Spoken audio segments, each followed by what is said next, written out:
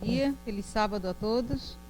Nesse momento que nós vamos nos preparar para ouvir a palavra do Senhor, o salmista diz: eu te louvarei, Senhor, com todo o meu coração, contarei todas as tuas maravilhas. Que a cada dia possamos estar com o coração alegre e agradecido e contar o que Deus tem feito por nós. Vamos de pé nesse momento, preparar o nosso coração para recebermos a mensagem dessa manhã, louvando ao nosso Deus.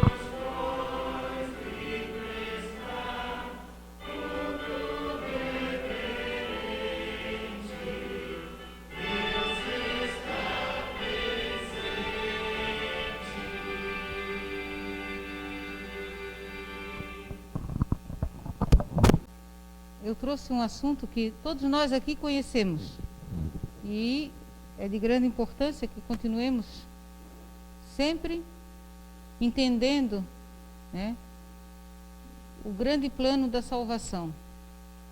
Através do santuário, dos tipos que apontavam ao futuro, apontavam a Cristo, e que ainda Cristo está efetuando uma obra no santuário celestial.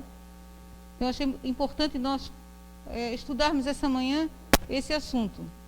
O assunto é muito amplo e sábado que vem, novamente, eu vou continuar, né, sobre esse assunto. Nós vamos falar hoje sobre como foi instituído, quando foi instituído o grande plano da salvação, o serviço diário do santuário terrestre, o que Jesus fez, né, no santuário celestial e o que ele está fazendo, nós vamos ver na semana que vem. Apocalipse 13, verso 8, diz que adoram-na todos os que habitam sobre a terra, esses cujos nomes estão escritos no livro da vida do Cordeiro, que foi morto desde a fundação do mundo. Então Jesus ele, o Pai, já tinha um plano, antes mesmo de o mundo ser criado. O plano da salvação, o plano da redenção. Ele já foi o Cordeiro morto desde a fundação do mundo.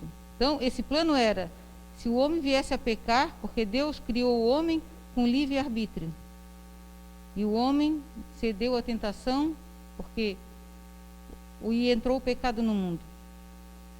E aí, esse plano da salvação foi colocado em prática. Então, Jesus foi o Cordeiro morto desde a fundação do mundo. Patriarcas e Profetas, na página 62, diz assim, eu vou botar o óculos.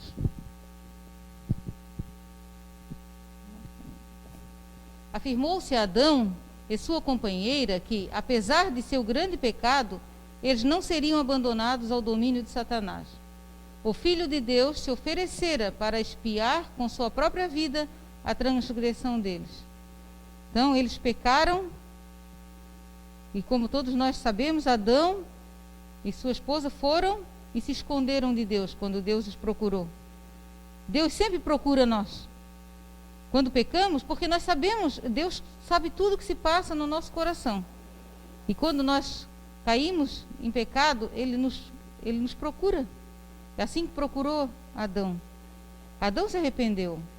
E Deus colocou em prática o seu plano. Deixou avisado a Adão o que iria acontecer. Imagine a imaginação ainda é muito pequena, né? Se a gente comete um erro, a gente fica até se conforma em sofrer as consequências daquele erro. Mas quando uma pessoa inocente vem e vai dizer, não, eu vou morrer, ou eu vou pagar a pena pelo teu pecado. E isso marca, e marcou muito Adão. Tem uma história de uma mãe que dizia para o filho que ele não deveria fazer tal coisa, né? Eu acho que ele roubava frutas num vizinho. E ele disse, não vou fazer mais, mamãe, não vou fazer mais. E ele foi e pecou. E foi lá e roubou. O vizinho veio contar. E a mãe o repreendeu. Ele disse, não vou fazer mais, mamãe, não vou fazer mais. Aí, quando ele foi pego de novo, a mãe chegou com um chicote e entregou na mão dele. Agora bate na mamãe. Eu vou pagar pelo teu pecado. E aquilo marcou muito aquela criança. Porque ela teve que pagar por ele. Ele que ele ia, se ele recebesse a surra, ele ia aceitar. Mas aceitar, ela que não tinha nada, diz que ele fez isso chorando. E aquilo foi uma lição para ele. Para Adão foi a mesma coisa. Quando Adão soube que Jesus ia morrer no seu lugar, aquilo foi muito doloroso. Eles se ofereceram com a própria vida para pagar pela transgressão deles. Mas o plano não era esse. O plano nenhuma criatura poderia pagar, somente o Criador. Foi mostrado a Adão o futuro até a volta de Jesus. Eu tive meditando nessa parte. Foi mostrado a Adão tudo. Todo o transcorrer dessa terra, dos acontecimentos, o povo de Israel no cativeiro, a libertação do povo de Israel, o que foi ensinado, a idolatria, os reis, o primeiro advento de Cristo, até de Cristo ser morto por eles, pelo pecado deles, viu tudo desenrolar do que Satanás fez nesse mundo, até a segunda vinda de Cristo. Diz que isso foi muito doloroso. O irmão White menciona, isso foi muito doloroso para Adão, para ver aquele ato, o que aconteceu. Em seu remorso e angústia, rogaram que a pena não recaísse naquele cujo amor havia sido a fonte de toda a sua alegria, antes que repousasse sobre eles e sua posteridade. Na sua angústia e remorso. Mas Deus queria mostrar a eles o Evangelho, e começou a mostrar em figuras o que iria acontecer, que era através daquele cordeiro que eles trariam. E Adão, quando começou a oferecer o primeiro sacrifício, foi à porta do Éden. E sempre sua família ia à porta do Éden. Eles foram expulsos do Éden, mas apresentavam sua oferta de sacrifício lá pelo pecado. Então, cada vez que ele, provavelmente a primeira vez que ele matou, o Espírito de Profecia menciona, aquela vítima, como foi doloroso para ele. Né? Um ser inocente ter que pagar pelo seu pecado. E aquilo mostrava que aquela vítima era Cristo, era o Filho de Deus que viria a esse mundo e morreria por ele e por toda a humanidade, dando a oportunidade de salvação. Quando a gente fala o plano da salvação, muitos que não têm o conhecimento do santuário, eles acham que Jesus morreu na cruz, pagou o preço dos pecados, nós estamos salvos. Mas o plano da salvação tem etapas que nós vamos estudar hoje. Então, o plano da redenção, o plano da salvação, tem 3 fases. A primeira fase é a morte de Cristo na cruz. Porque o salário do pecado é a morte. O derramamento de sangue, sem derramamento de sangue não havia a expiação, o perdão dos pecados. Mas não foi somente quando Jesus morreu na cruz do Calvário, ele cumpriu o que a lei exigia. Mas até ali, não acabava ali. Ele tinha que cumprir a segunda e a terceira parte, que é, na cruz do Calvário, Jesus foi a vítima, foi o cordeiro. E a gente vai ver o que era, o que acontecia depois da morte do cordeiro no santuário terrestre, o que deveria ser feito. Então Cristo, depois que ele foi a vítima, o cordeiro, ele passou a ser o nosso sacerdote, sumo sacerdote no céu. E a terceira fase, a terceira é o julgamento do homem, é o que está acontecendo agora, né?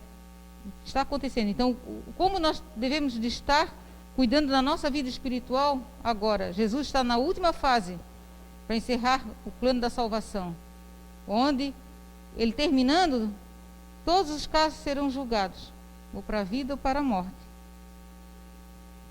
Porque o salário do pecado é a morte, mas o dom gratuito de Deus é a vida eterna por Cristo Jesus nosso Senhor. Romanos 6, 23. O irmão White mencionou no livro Patriarcas e Profetas.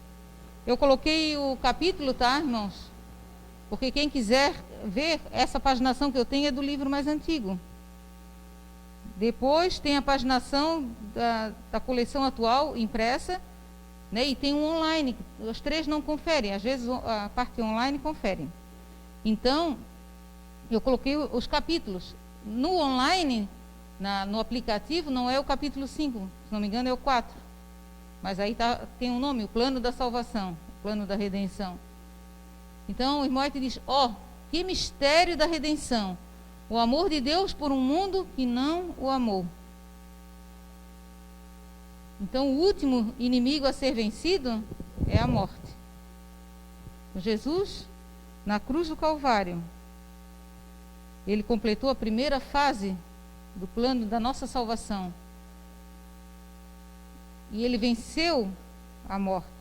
Mas o último inimigo, quando os salvos forem ressuscitados e transladados, os ressuscitados vão poder dizer que venceram a morte foi tragada pela vitória.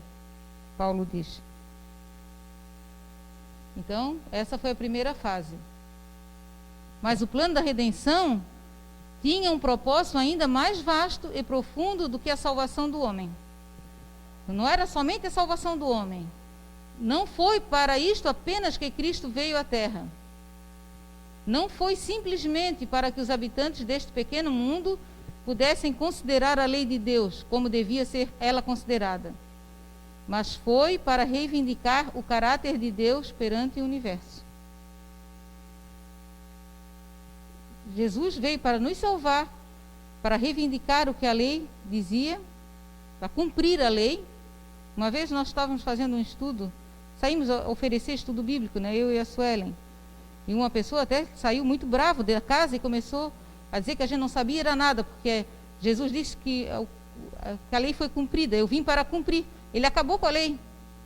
Eu disse, mas não é ao contrário, ele veio cumprir o que a lei dizia. Ele veio estabelecer, né, fazer o que a lei estava mandando. Mas a pessoa não queria ouvir. Então, na lei, nós encontramos o caráter de Deus. Eu ainda marquei um outro texto, que já tinha terminado os slides, aí não quis voltar. Diz que a norma do caráter de Deus é a sua lei.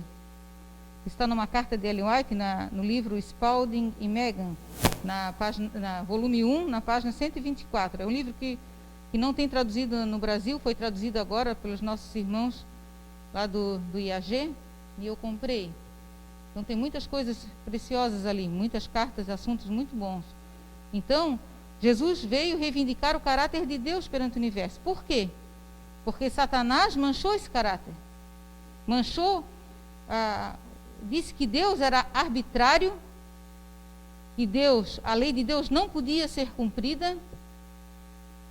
E Jesus veio mostrar quem era Deus e o que cada um de nós pode se tornar se ter essa comunhão com Deus. Ele veio reivindicar isso, o caráter de Deus, além de nos salvar e mostrar que a lei pode ser cumprida.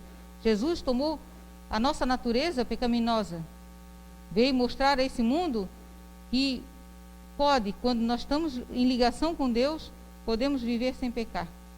Ele veio mostrar que isso era possível. Então, desde o princípio, a grande controvérsia fora a respeito da lei de Deus. Sempre foi. Que Satanás já insinuou no céu que Deus era injusto, que a sua lei era muito dura e não poderia ser cumprida. E quando ele tentou Adão e Eva, e eles caíram, foi assim, mostrou, viu como a lei não pode ser cumprida? Eles não conseguiram ficar sem pecar, eles caíram. Mas Deus mandou um substituto e mandou uma promessa, que foi a promessa do Evangelho eterno. Era o Evangelho em figura. E porém inimizade entre ti e a mulher, está em Gênesis 3,15. E entre a tua semente e a sua semente, esta te ferirá a cabeça e tu lhe ferirás o calcanhar. Então, mostrou que Cristo viria, ele seria o fruto da, em profecia, mulher quer dizer igreja, né? Então, colocaria a inimizade entre a igreja, seus descendentes, seu descendente, e Satanás e seus descendentes. E Jesus foi vitorioso, porque Jesus feriu a cabeça de Satanás quando ele morreu na cruz. Satanás já está vencido, né? O seu veneno continua ainda. Quando a gente mata uma serpente, é interessante, lá no sítio, quando já aconteceu já da gente ter que matar uma jararaca, esmaga a cabeça dela, mas o corpo ainda continua se mexendo. E quando tu vai enterrar, ela ainda se mexe, porque o veneno ainda está atuando, mas Satanás já está morto. Jesus pisou na cruz do Calvário, quando Satanás pensou que teria vencido, quando Jesus ressuscitou, mostrou que quem venceu foi Cristo. Satanás é que já é vencido, e ele vai procurar, cada dia, procurar nos destruir a nossa ligação com Deus, nosso preparo para alcançar o céu, nosso preparo de ter o caráter de Cristo representado em nossa vida. E no início o evangelho era em figuras, porque cada representante de uma família era o seu sacerdote. Mas quando Israel saiu do Egito, eles perderam muito de vista tudo, pelo fato da escravidão. E Deus agora queria mostrar através de todo o ritual do santuário o plano da salvação a eles. Deus disse: e me farão um santuário e habitarei no meio deles, para eles terem uma melhor compreensão, né, do plano da salvação.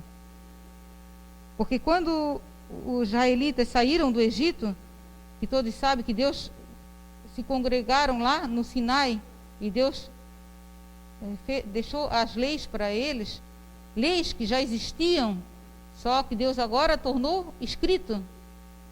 E o povo se corrompeu, e Deus disse que não queria mais. E todos sabem, Moisés que intercedeu pelo povo, né? Senhor, risca-me do teu livro se riscarem eles. Deus disse que não só ia riscar aquele que pecasse.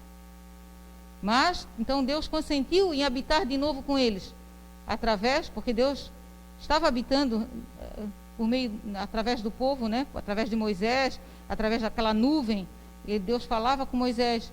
Então agora, para eles terem uma melhor compreensão da gravidade do pecado e do plano que Deus tinha de salvação para cada um deles, Deus pediu que construíssem um santuário, um tabernáculo. É chamado aqui o tabernáculo. E eles construíram. E quando eles viajavam, que todos nós já estudamos tantas vezes, eles desmontavam tudo. A tribo de Levi foi a única que foi separada por Deus para ser os representantes seus, os sacerdotes. A família de Arão foi a escolhida para o sacerdócio, e os outros foram escolhidos, um para desmontar, outro para levar, outro para carregar a arca sagrada, os altares. Conforme tudo que eu te mostrar para modelo do tabernáculo e para modelo de todos os seus pertences, assim mesmo o fareis. Então Deus disse para Moisés que ele iria construir o modelo que Deus ia dar. Deus é que deu o modelo. E Patriarcas e Profetas nos diz: não somente o santuário em si mesmo, mas o ministério dos sacerdotes deveriam servir de exemplar e sombra das coisas celestiais. Então, tudo aquilo ali que eles construíram era uma sombra do que está nos céus, do celeste. Não só o santuário em si, mas os sacerdotes também. Porque nós vamos ver que também o sacerdote representava Cristo. Vemos aqui, então, novamente lembrando que João disse ao ver Jesus, João disse: eis o Cordeiro de Deus que tira o pecado do mundo. João 1, verso 29. Então, aquele Cordeiro representava Cristo. O pecador vinha apresentar a sua oferta pelo sacrifício, pelo seu pecado, diante da porta do tabernáculo.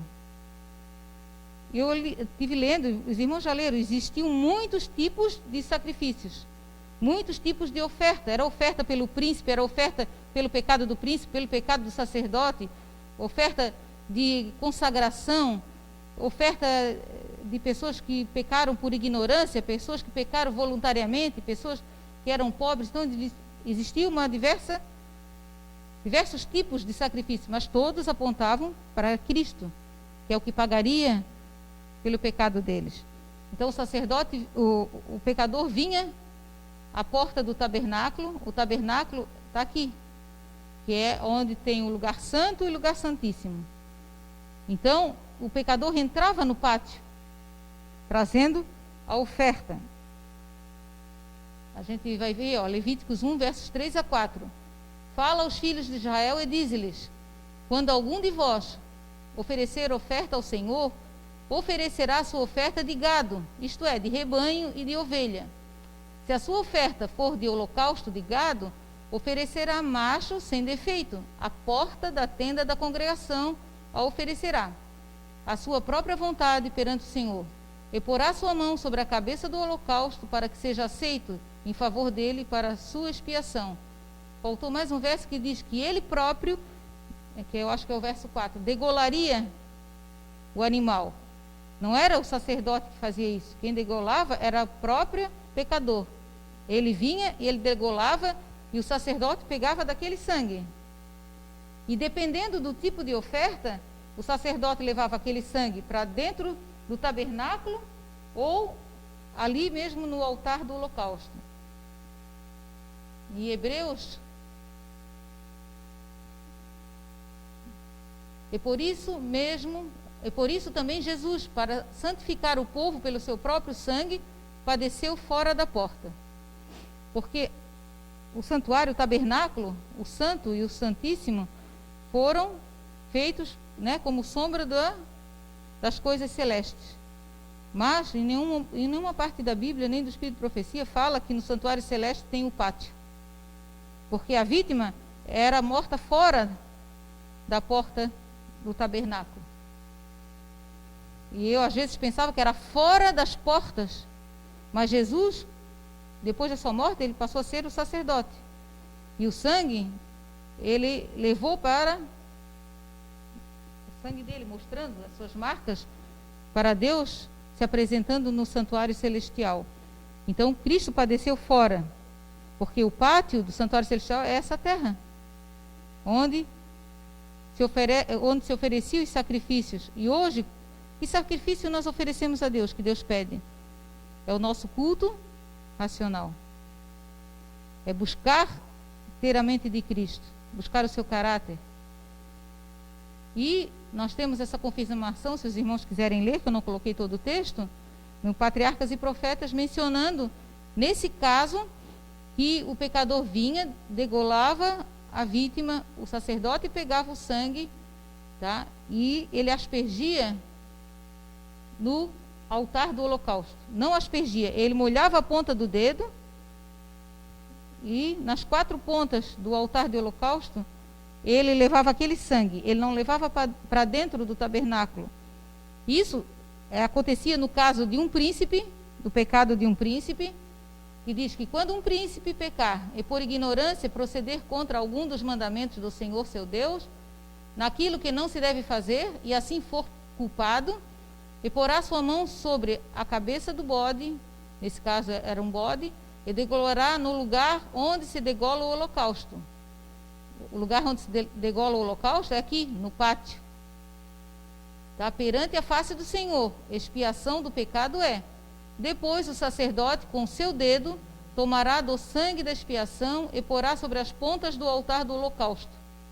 Então o restante do seu sangue derramará à base do altar do holocausto, aí na base. Era esse tipo de sacrifício, ó, aqui mostrando que as pontas. Depois, o pecado de qualquer pessoa dentre o povo. Se qualquer pessoa do povo da terra pecar por ignorância, fazendo contra algum dos mandamentos do Senhor, aquilo que não deve fazer, e assim for culpada, e porá sua mão sobre a cabeça da oferta da expiação do pecado, e a degolará no lugar do holocausto. Lugar do holocausto, no pátio. Depois, o sacerdote com seu dedo tomará do seu sangue e porá sobre as pontas do altar do holocausto, e todo o restante do seu sangue derramará à base do altar. Então, nessas situações, o sangue era colocado aqui nas pontas do altar do holocausto. E o altar do incenso? Quando esse sangue entrava dentro do lugar santo? Quando era o dia da expiação, que a gente depois, os irmãos podem, se quiser anotar, ler depois. No dia da expiação, primeiro o sacerdote, que a gente vai ver sábado que vem, ele oferecia um sacrifício por ele próprio, porque por causa dos seus pecados que cometera, ele ficava um tempo em consagração, e no dia da expiação ele trazia uma oferta daquele sangue. Ele ia na base do altar aqui de incenso, molhava o dedo e aspergia, borrifava também no altar de incenso. Depois ele saía do santuário, dali trocava suas vestes pelas vestes sumos sacerdotais. Aí, que a gente vai ver sábado que vem, ele ofereceria, né, o bode pelo Senhor, que vinha 2 bodes, que a gente vai ver sábado que vem. E aí sim, ele entrava no Santo dos Santos e lá borrifava sobre o propiciatório. E o que isso representa? Nós vamos ver sábado que vem. Então, no dia da expiação, ele oferecia as pontas do altar, colocava o sangue nas pontas e borrifava. E depois fazia dentro do lugar santíssimo. Dessa forma, também era feito na consagração de Arão e seus filhos, quando eles foram consagrados a primeira vez. O sangue também foi diante do altar de incenso. E quando um sacerdote pecava, era também dessa forma. E quando toda a congregação pecava, também era dessa forma. Quando toda a congregação. Sobre este altar, o sacerdote devia queimar incenso todas as manhãs e tardes. Suas pontas eram tocadas com o sangue da oferta para o pecado, e era aspergido com sangue no grande dia da expiação, Então, tinha o sacrifício toda manhã e toda tarde. Aquele sacrifício era pelo povo, por todo o povo. Então, o sangue era levado no altar de incenso, de manhã e à noite. Toda manhã e tarde, um cordeiro de 1 ano era queimado sobre o altar, com sua apropriada oferta de manjares, simbolizando assim a consagração diária da nação a Jeová, e sua constante necessidade do sangue expiatório de Cristo. Cristo apresentou o seu sangue diante do Pai, quando ele ressuscitou, mostrou as suas mãos feridas, e ele começou a sua obra de intercessão por cada um de nós. Então, qual é o propósito do plano da salvação? Eu não falei de cada móvel, não, eu falei do que Jesus, né, fez. Cada coisa representava, né, também Cristo. Os pães da preposição representavam o Cristo, que é o pão vivo que desceu do céu. Eu quis mostrar para nós termos um entendimento de como nós devemos proceder dia a dia, tá? Porque dia a dia, de manhã e à tarde, era efetuado um sacrifício por todo o povo. E o seu sangue era colocado diante do véu, no altar de incenso. O que isso representa? Nós devemos buscar a Deus, né, todos os dias, no nosso culto, a Deus, e pedir perdão dos nossos pecados. Esse arrependimento e perdão que a gente pede sobe a Deus como um aroma suave, porque Cristo já mostrou para o Pai, aqui eu morri por ele, perdoa, Pai. Mas o nosso pecado e o pecado de Israel, que ele todos os dias que era feito de manhã e de tarde, aquele pecado, o pecador não estava perdoado, mas o seu pecado ainda não tinha sido cancelado. Nós oramos, pedimos perdão a Deus, o nosso pecado é perdoado, porque nós sentimos o alívio, mas está registrado nos céus. Tanto está registrado nos céus que a nossa mente recorda. A gente sabe quando pecou, mas aquele pecado já não dói tanto em nós porque nós fomos perdoados. A gente não fica com a consciência culpada, pesada, porque sabe que Jesus nos perdoou. Então, o propósito do plano da salvação, em primeira parte, qual foi o propósito? Salvação do homem. Segundo ponto que eu falei no início, qual foi o propósito da salvação, do plano da salvação? Reivindicar o caráter de Deus perante o universo contido na sua lei e mostrar que a lei é imutável, não encerrou.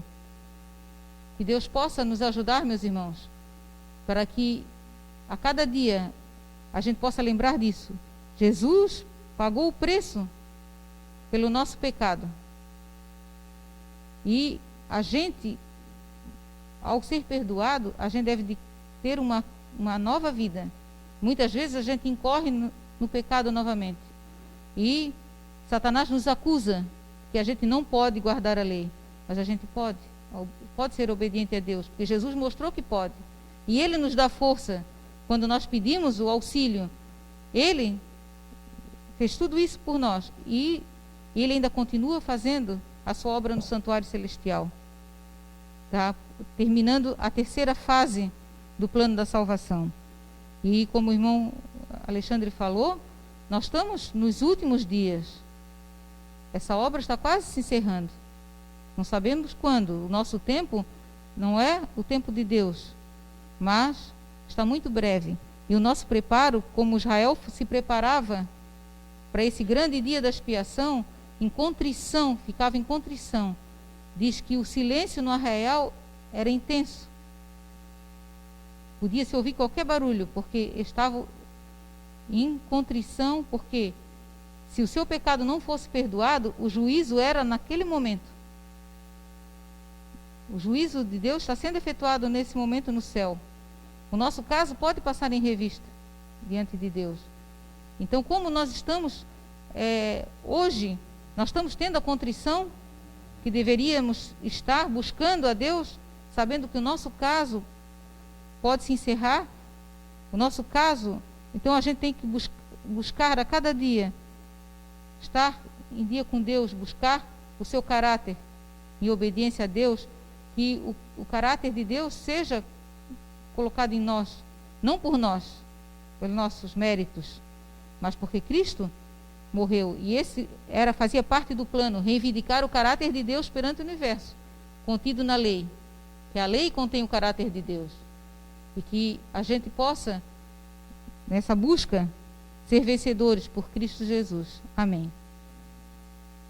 Lembrando, elas eram figura e sombra das coisas celestes. Que a gente tem que ter isso em mente. Que tudo está sendo efetuado no céu. O plano da salvação. E sábado que vem, se Deus permitir, nós vamos estudar a segunda parte. Amém. Oremos.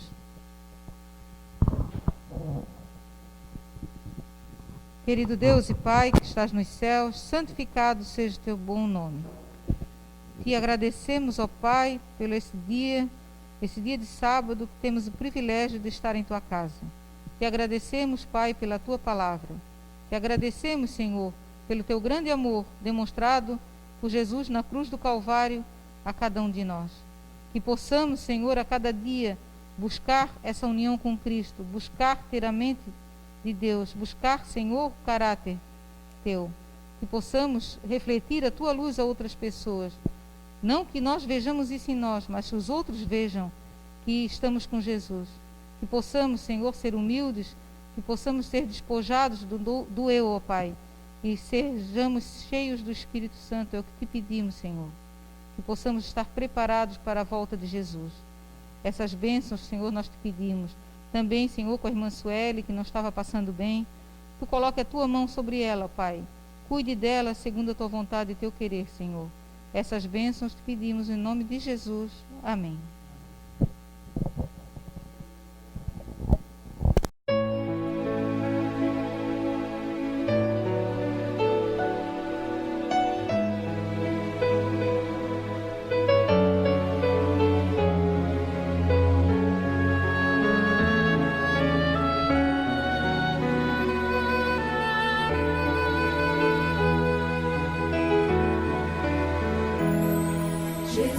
Jesus, muito obrigado por ser o meu amigo. Jesus, muito obrigado por ter o seu cuidado.